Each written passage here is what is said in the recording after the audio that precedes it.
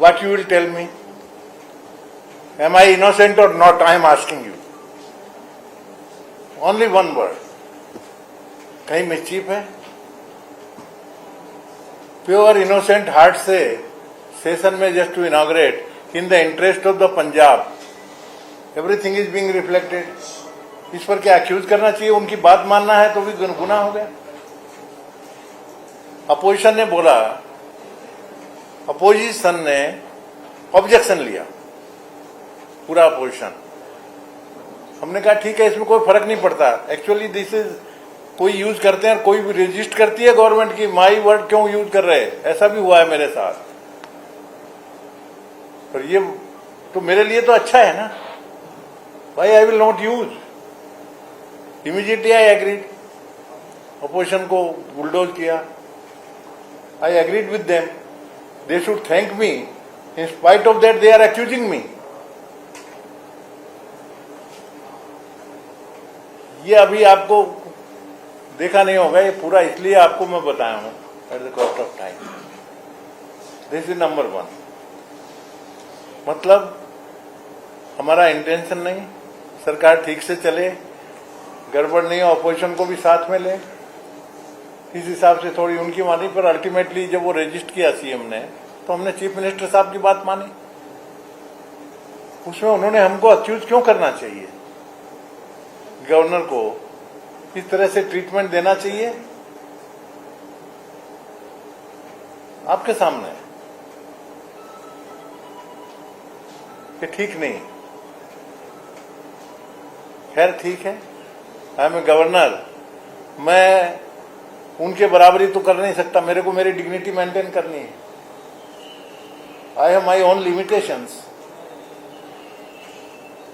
वो language use नहीं कर सकता, उसके बराबर में जवाब नहीं दे सकता.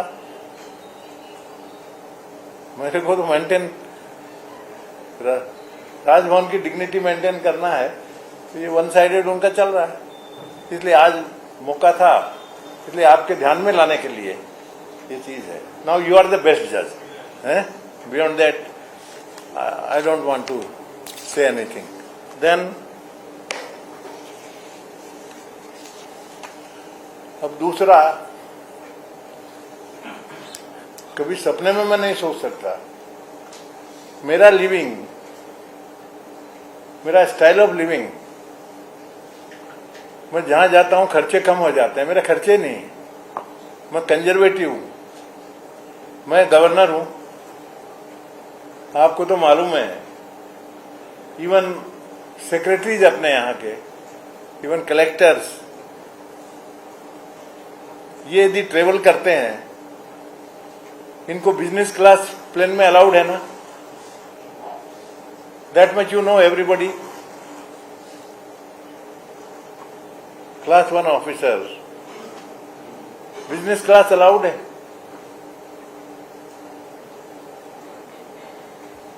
और मैं आपको बता दूं, डिसाइड किया गवर्नर बनने के बाद में, मैं इकोनॉमिक क्लास में ट्रेवल किया हूं. बिजनेस क्लास में आज तक नहीं, 6 साल में कभी नहीं ट्रेवल किया. बिजनेस क्लास में नहीं किया, इकोनॉमिक क्लास में ट्रेवल किया है. मेरे ऊपर दोषारोपण क्या लगाया कि हमने गवर्नर को हेलीकॉप्टर दिया. हमको हेलीकॉप्टर दिया, हेलीकॉप्टर से हमको बॉर्डर पे भेज दिया, तो हमने उनके लिए तालियां बजाना चाहिए, ये जो उनकी अपेक्षा है. तो इसका मतलब गवर्नर इतना सस्ता है क्या? उसको ब्राइब इतनी आसानी से कर लोगे? हैं? आप अपेक्षा करते थे कि गवर्नर को हेलीकॉप्टर दे दिया, पर that is a official duty ना. बॉर्डर पे गया हूं, मेरा राइट है. और ज्यादा नहीं गया, पर्सनली कभी यूज नहीं किया, कभी नहीं. और मेरे साथ में यदि गए हैं, एक आधी बार छोड़ दो, 4 बार इनके मेरे साथ में यदि हेलीकॉप्टर में गए होंगे, मेरे सेक्रेटरी के अलावा चीफ सेक्रेटरी और डीजीपी मेरे साथ में उस हेलीकॉप्टर में गए हैं. मैं अकेला थोड़ी गया,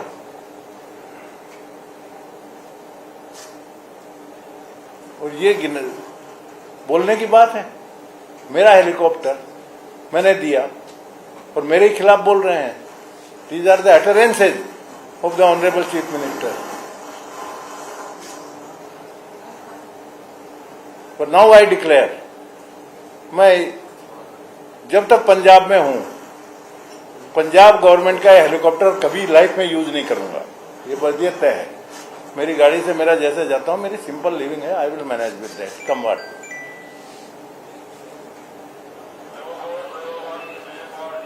कहां गया मैं? हार्डली 3 या 4 बार यूज किया होगा मैक्सिमम। बॉर्डर विजिट के अलावा नजदीक में तो मैं जाता ही नहीं गाड़ी में। परंतु अब आगे से वो भी बंद नहीं लेंगे आपका हेलीकॉप्टर। मुख्यमंत्री जी आप खुश रहिए, आई हैव नो प्रॉब्लम।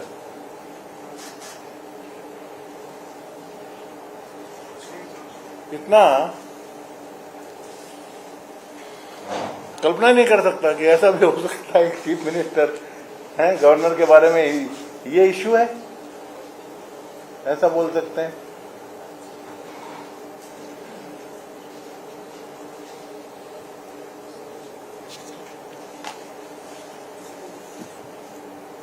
एक मुख्यमंत्री जी की एक गरिमा होती है, उन्हें मेंटेन रखना चाहिए। हमने टीवी में भी देखा और आपके अखबारों के माध्यम से भी मुझे जानकारी मिली है। वो बहुत मेरा मजाक उड़ाया विधानसभा में, और वो कहते हैं कि बहुत लव लेटर लिख रहे हैं governor. Word use is love letter.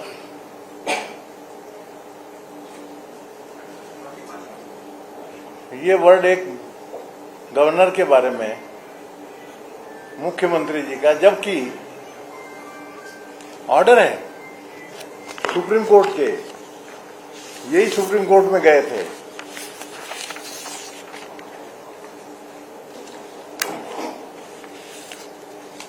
और उस चीफ सुप्रीम कोर्ट का ऑर्डर में मैं पढ़ता हूं, it will take hardly 1 minute. The chief minister and the governor are constitutional functionaries who have specified roles and obligations earmarked by the Constitution. ये supreme court का मैं पढ़ रहा हूं आपके लिए। The governor has a right to seek information from the chief minister in terms of Article 167B, 167B on matters relating to the administration of the affairs of the state and proposals for legislation. तो भाई मैं तो legislation state के बारे में जानकारी हासिल मांगी है ना, है? मैंने कोई उनकी व्यक्तिगत फैमिली के बारे में या उनकी व्यक्तिगत लाइफ के बारे में तो जानकारी नहीं मांगी। Whatever the supreme court है matters relating to the administration of the affairs of the state and proposal for legislation. Then आगे, one such information is sought, the chief minister is duty bound to furnish it. Chief minister is duty bound to furnish it. ये supreme court का order है और constitution की 167B के अंतर्गत है। The tone and tenor of the tweet and the letter by the chief minister leave much to be desired. Love letter बोलना, उसका मजाक उड़ाना,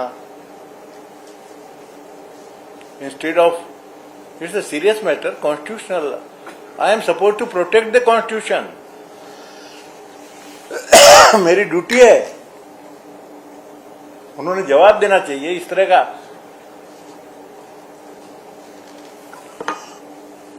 ठीक है, और इससे भी डेरोगेटरी लैंग्वेज है तो he is free to use. I can't stop him for using which language, what is he doing. Vidhan Sabha में बोल रहे हैं तो उनको प्रोटेक्शन है विधानसभा का, इसलिए मैं कुछ आई एम हेल्पलेस, परंतु जवाब तो देना पड़ेगा. He will have to give the reply of my all the letters as per the constitution and as per the orders of the Supreme Court. संवाद में ऐसा लव लेटर, वर्ब लेटर और derogatory word use करके I don't think chief minister can escape. I don't think.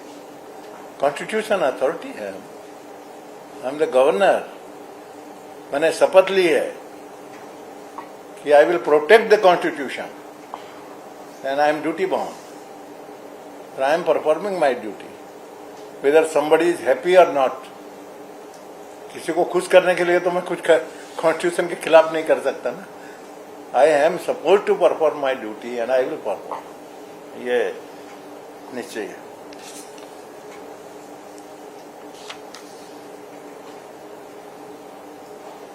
अच्छा, आगे लिखा है ना, the tone and tenor of tweet and letter of the chief minister leaves must to be desired.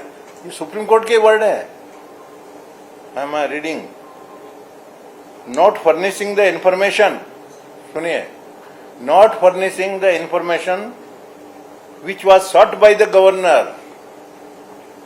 would be plainly in dereliction of the constitutional duty. These are the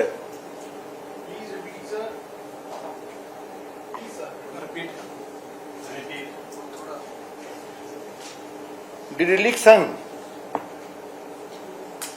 dereliction of the constitutional duty which is imposed on the chief minister in terms of article 167B. ये supreme court का latest order है और ये chief minister साहब ही गए थे supreme court में, उनकी पिटीशन पे ये ऑर्डर है. कॉन्स्टिट्यूशन को कोट किया है और नहीं करने से क्या होता है ये भी ऑर्डर में है. देन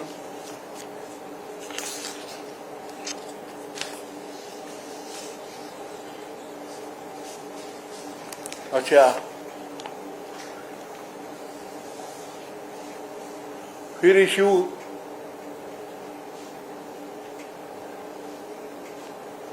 है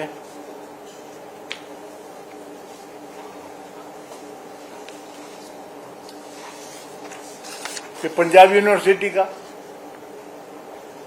हमारे पर आरोप लगा दिया कि मैं हरियाणा की साइड ले रहा हूं और पंजाब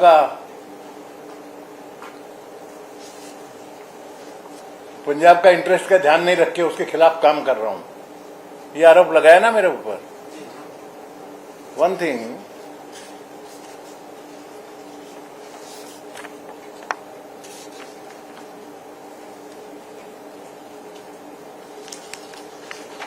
एक्चुअली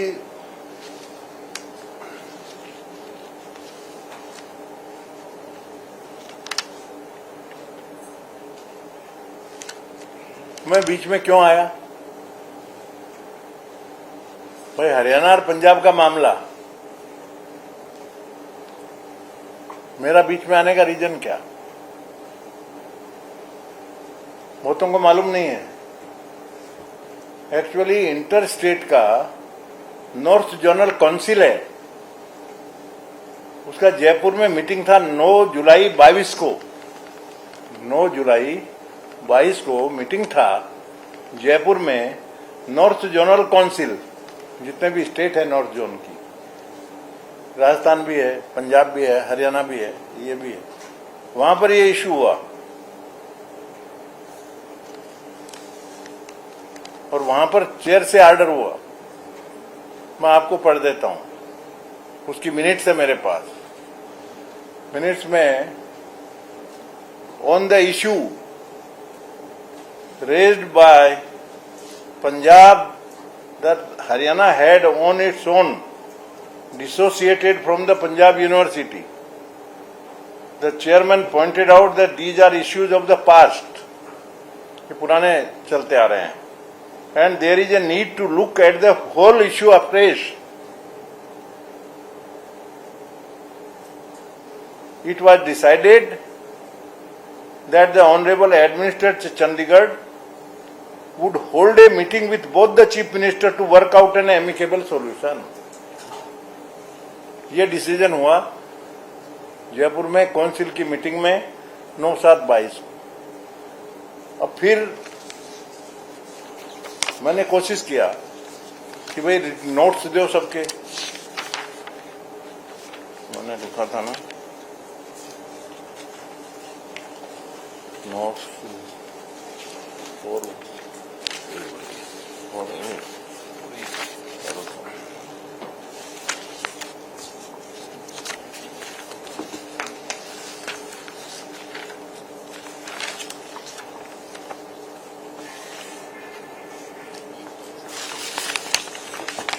हाँ, अब उन्होंने जब इश्यू आया पंजाब यूनिवर्सिटी को भी बुलाया। ये इश्यू क्यों आया? इश्यू इसलिए आया कि यूनिवर्सिटी फाइनेंशियल ट्रबल में, फाइनेंशियल प्रॉब्लम है उनको। इश्यू आया कि भाई आप मीटिंग लेके कम से कम पंजाब को बोलिए वो अपना शेयर दे। शेयर का रेशो क्या है? 60% UT. I being the administrative UT में मेजर स्टेक है यूटी का। 60% यूटी, 40% पंजाब। उसके ये रेशो में अब सीएम साहब क्या बोल रहे हैं? हमको हरियाणा से कोई मतलब नहीं, पैसे की हमारे पास कमी नहीं, जितना पैसा लगेगा हम देंगे। क्यों? Am I correct?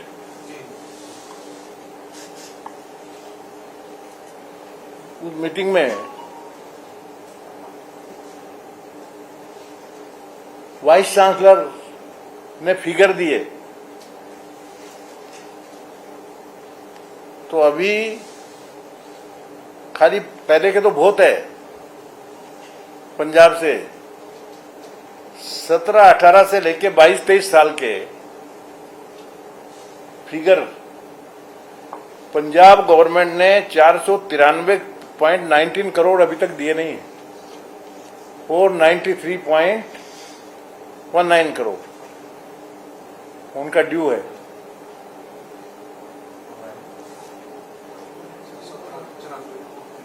खाली 5 साल में 203 करोड़ दिए, जबकि देना कितना था? 696 करोड़, मतलब 700 करोड़ देना। 700 करोड़ आपका 40% जो शेयर बनता है, जो आपका कमिटमेंट है, वो आपने दिया नहीं। वहां पर प्रॉब्लम पड़ रहा है। यूटी अपना 60% बराबर दे रहा है, तो गलती कहां? ये सर बकाया है 493.9 बाकी है।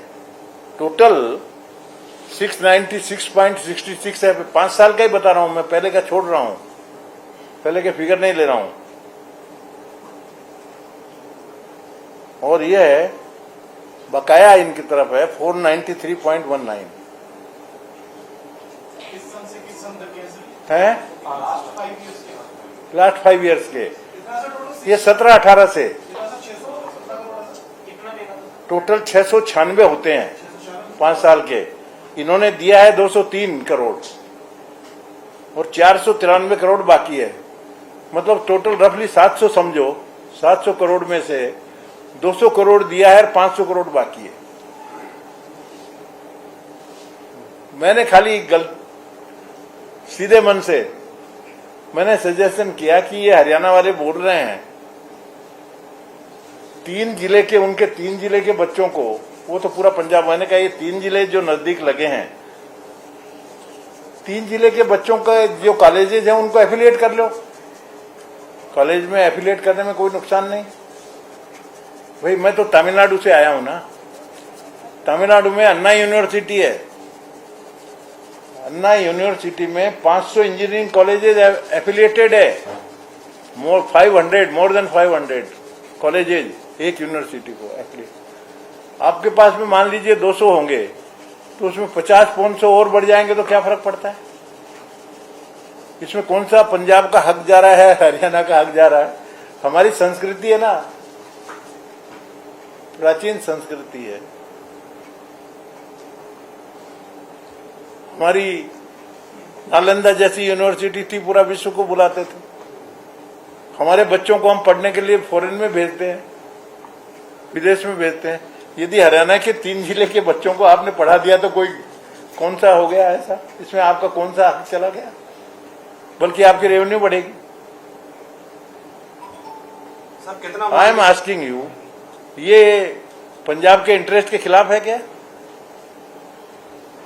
बच्चों को, अरे यूनिवर्सिटी है, अच्छी यूनिवर्सिटी लाइक करके यदि मांगते हैं, और मैंने बोल दिया मानो नहीं मानो तो आपका है ना। This was the simply a straight suggestion. Meeting में जैसे सजेशन निकलते ना, वैसे मैंने एक अल्टरनेटिव मीडिएटर, मैंने कहा रास्ता कोई निकलता है क्या इनका सुलह का, इसलिए मैंने सजेशन किया। तो मेरे ऊपर आरोप, अन्याय है मेरे ऊपर इस तरह का एक आरोप करना गवर्नर पे, उचित नहीं। कहां मेरी गलती? ये एक सजेशन, मीडिएटर हूं मैं, दोनों को बात बैठा रहा हूं एक जगह कि इसका हल निकालो। आप पैसा दे नहीं पा रहे हो, 500 करोड़ बाकी है, थोड़ा सा सारा लग जाएगा, आपका थोड़ा कम हो जाएगा, 40 यदि आपको देना है, दोनों 20-20 बांट लो या कुछ भी कर लो। मैंने इस तरह का कहा खर्चे का। एनीवे, तो इसका आरोप और पूरा ढिंडोरा पीट रहे हैं पूरे, हर जगह, पूरे हिंदुस्तान में, हर भाषणों में, हर प्रेस कॉन्फ्रेंस में। आई डोंट थिंक कि मैंने मुख्यमंत्री साहब का कुछ नुकसान किया है। I have not done anything. हर बार एक सेंटेंस बोलेंगे कि गवर्नर इंटरफियर कर रहा है। आप तो सब यही है ना, एक भी पॉइंट बता दो इंटरफियरेंस का, एक भी पॉइंट। आई चैलेंज कि गवर्नर ने स्टेट गवर्नमेंट के वर्किंग में कहीं इंटरफियर करा।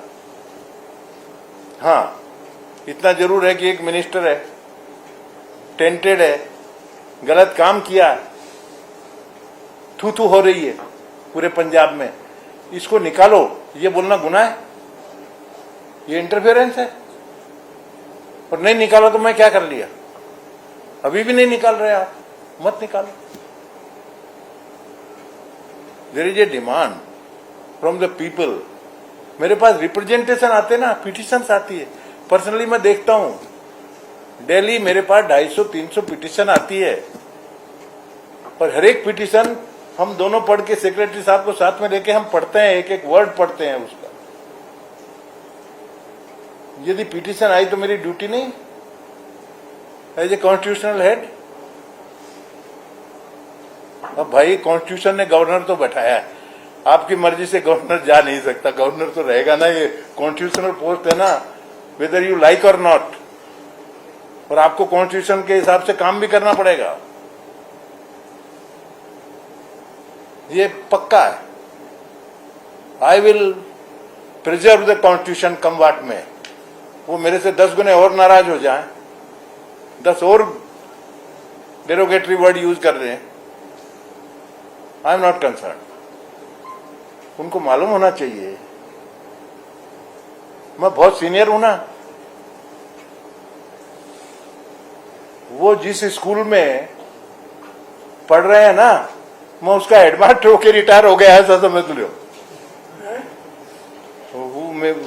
मेरे को क्या, मेरे पे कोई असर नहीं होता, but I must bring it to the notice of everybody. मेरा पब्लिक लाइफ है पूरा। 3 times I was in the parliament, I was minister in Maharashtra, I was MLA, 4 states का गवर्नर रहा हूं। आई नो काम कैसा करना, ऐसा मेरी खिल्ली उड़ाना। अब जो वर्ड यूज किए हैं, because he has used those words in the assembly, he has got the protection, I can do anything. बाहर यदि बोले then he will have to face the music. जो भी कायदे से होगा कार्रवाई होगी, ये बात भी निश्चित है। My legal team is there to take care of the constitutional authority. ऐसा थोड़ी है, क्यों बोलना चाहिए? Then अब अपॉइंटमेंट, हाँ, अपॉइंटमेंट ऑफ वाइस चांसलर। अब एक वाइस चांसलर पेपरों में आप लोग भी छाप देते हो कि गवर्नर ने अपॉइंट कर दिया, वो इंजीनियरिंग है कि साइंस है कि क्या है। भाई गवर्नर ने कुछ भी अपॉइंट नहीं किया ना। गवर्नर को 3 नाम आए वहां से, 3 की इंटरव्यू ली, उनमें जो मेरी समझ में आया, जो बेस्ट है वो मैंने ले लिया ऑफ द लॉट, तीनों की इंटरव्यू लेके। अब बाद में मुझे मालूम पड़ा, और नंबर, हाँ, अब खाली मैंने एक्चुअल आपको अब बताता हूं, आप ध्यान से सुनिए। ये जो I was given the understanding, 1.5 साल से यूनिवर्सिटियों को काम रुका हुआ था। फिर मेरे को अंडरस्टैंडिंग दी कि हम यूजीसी नॉर्म से कमेटी बनाएंगे, यूजीसी नॉर्म से सर्च कमेटी बनाएंगे हर यूनिवर्सिटी के लिए, और वो यूजीसी नॉर्म से सर्च कमेटी बना के आपके पास में नाम भेज देंगे। तो पहला वो मेडिकल यूनिवर्सिटी थी, उसमें सर्च कमेटी ठीक नहीं बोली, बोले आगे ठीक करेंगे। मैंने कहा ठीक है। अभी ये आई, ये पंजाब टेक्निकल यूनिवर्सिटी लेटेस्ट, और पंजाब टेक्निकल यूनिवर्सिटी में फिर से आए, सर्च कमेटी बनाई। तो मेरे को तो कहा था कि यूजीसी नॉर्म से बनाइए। लकीली मैंने फाइल पलट लिया, मैंने कहा फाइल आई, मैंने कहा फाइल देखें तो यूजीसी नॉर्म्स का पता ही नहीं। उसमें chief secretary is one of the member, second member is additional chief secretary. एक कोई यूजीसी का लिया, उसको इन्फॉर्म नहीं किया, पेपर में एडवर्टीजमेंट दिए, 40 एप्लीकेशन आई, किसी को इंटरव्यू के लिए बुलाया नहीं। 3 को कोई भी पिकअप करके मेरे पास भेज दिया। मैंने कहा ये कैसे चलेगा? तो अल्टीमेटली 2 साल से वाइस चांसलर नहीं है ये यूनिवर्सिटी में, 2 साल से वाइस चांसलर नहीं। अब क्या करूं मैं? अब मैं फिर से भेजूंगा तो और 1.5 साल भर निकल जाएगा।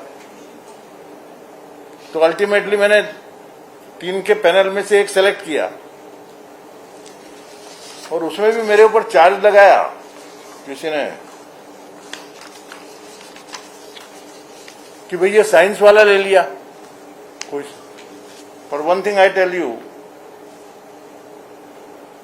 डेफिनेशन है लीगल रेगुलर अफेयर्स पंजाब का, पंजाब गवर्नमेंट का ही, उसमें लिखा है technical education means education in the subject of engineering technologies, comma sciences, comma management, humanities and pharmacy, social sciences. मतलब that is as per the act, as per the law, तो वो कोई that is not a issue. Issue है search committee में definition है. Search come selection committee shall be person of eminence. Search committee में कैसे होना है मैं आपको बताता हूं, आप नोट करिए. As per the UGC regulations, members of the search cum selection committee shall be person of eminence in the sphere of higher education, but in the present case it is found to be violated. ये मैंने file पे noting कर दिया और आगे लिखा however keeping in, this is my noting on the file.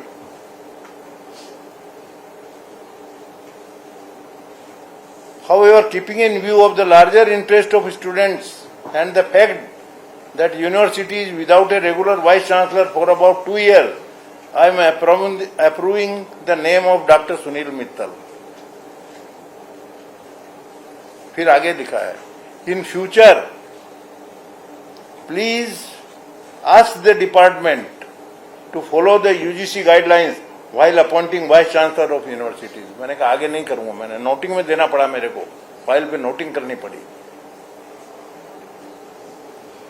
Unconstitutional कुछ भी करोगे तो अल्टीमेटली तो मेरे को करना पड़ेगा.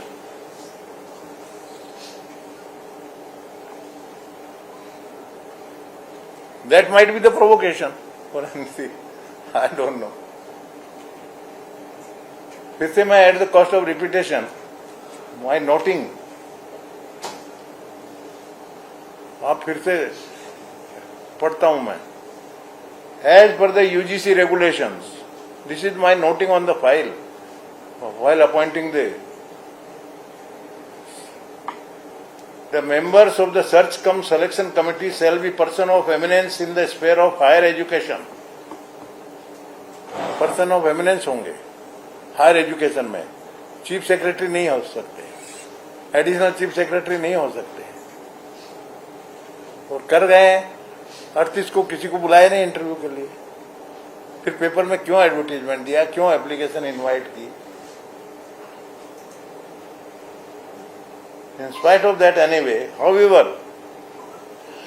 but in the present case it is found to be violated. I have clearly written.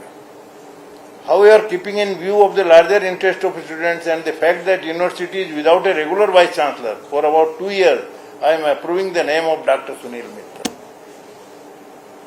In future, please ask the department to follow the UGC guidelines while appointing vice chancellor to universities. ये मैंने clear cut file पे लिखा है. This is the as per the constitution, this is the requirement of the constitution rules and they are bound to follow. 3 हो गए ना, एक case हो गया वो एग्रीकल्चर यूनिवर्सिटी, वो क्या बना है पीएसयू वाला. हाँ, पीएसयू के बाद में ये तीसरा. तीनों बार भी तुम नहीं मानोगे तो फिर अल्टीमेटली मेरे को राइटिंग में फाइल पे तो देना पड़ेगा ऑर्डर. तो आया है, वाज कंपेल्ड, नहीं चाहते हुए भी मेरे को फाइल पे ऑर्डर देना पड़ा गवर्नमेंट को. This is the thing.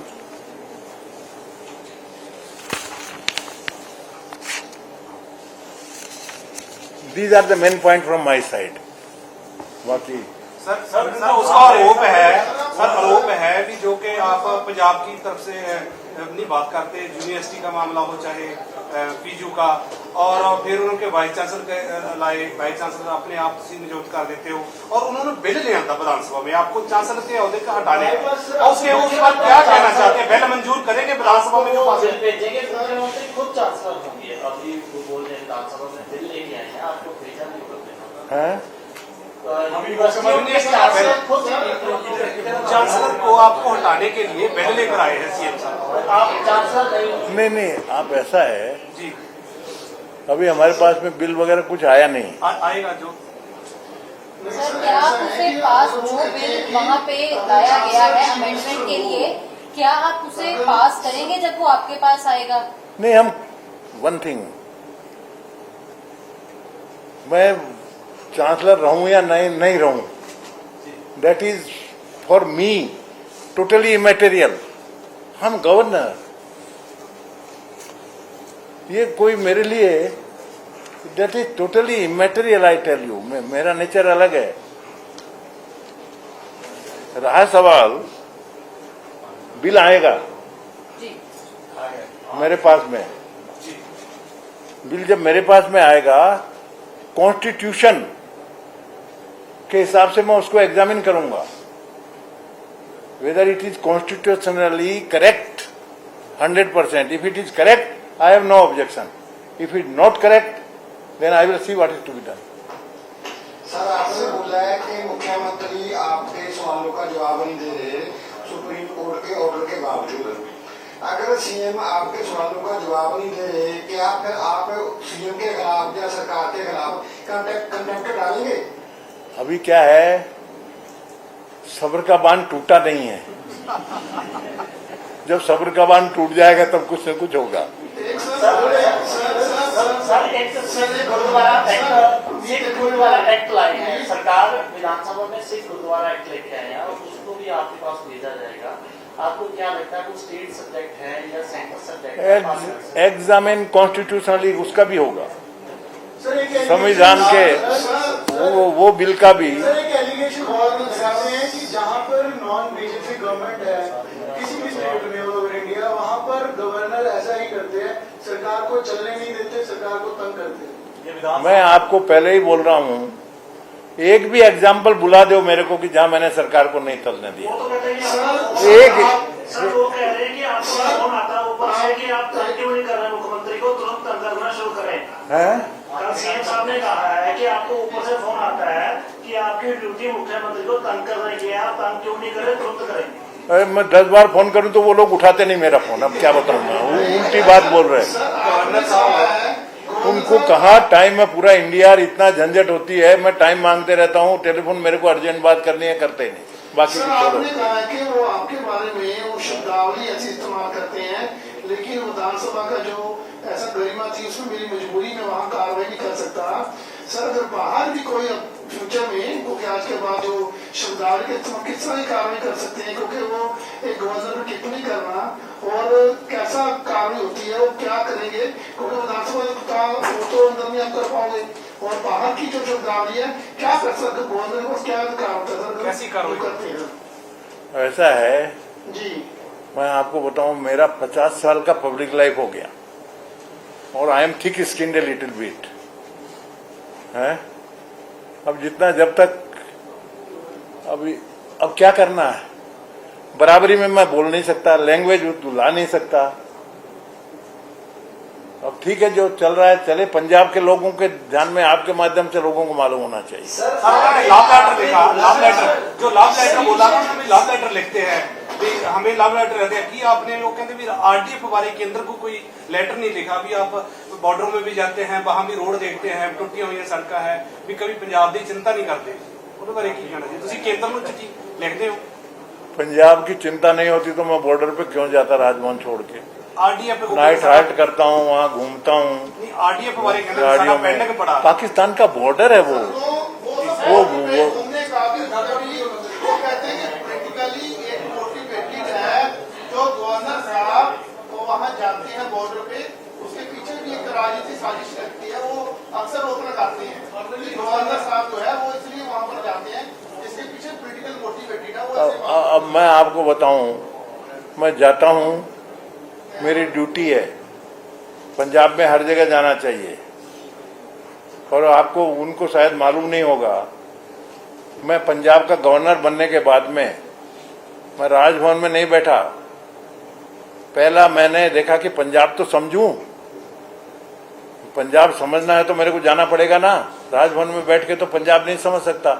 सारे जिले मैंने कवर किए हैं।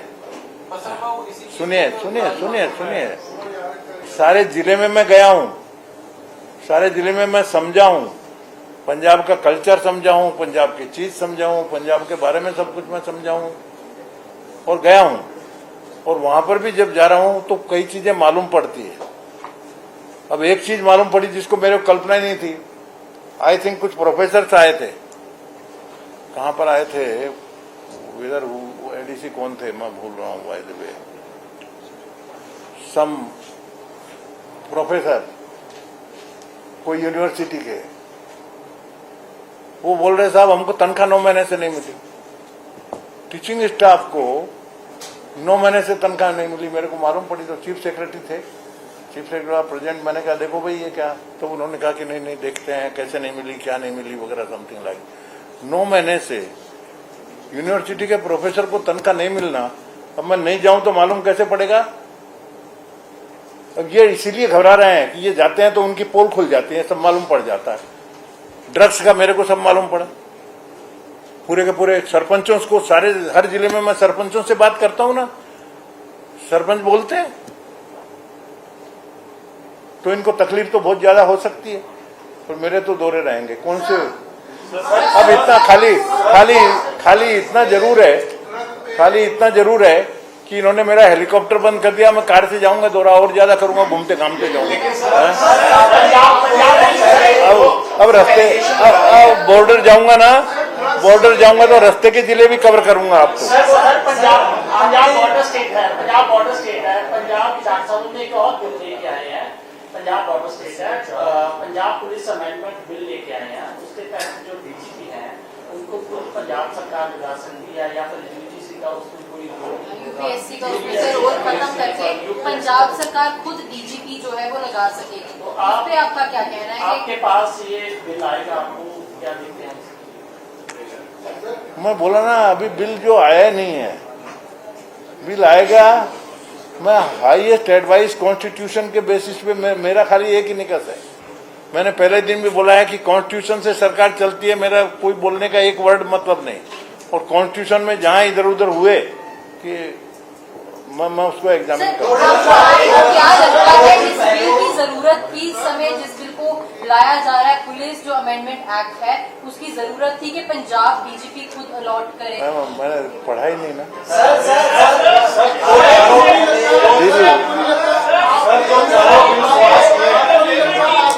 आपको स्टेट गवर्नमेंट जो है वो यहाँ बाईपास कर रही है, डिसरिस्पेक्ट शो करती है, बाईपास करके डिसीजन के जरिए स्टेट गवर्नमेंट किसका जो ये डिसीजन है, आपको नहीं लगता स्टेट गवर्नमेंट आपको बाईपास करती है ऐसे डिसीजन से या ऐसे स्टेटमेंट से? नहीं, I have my all the powers.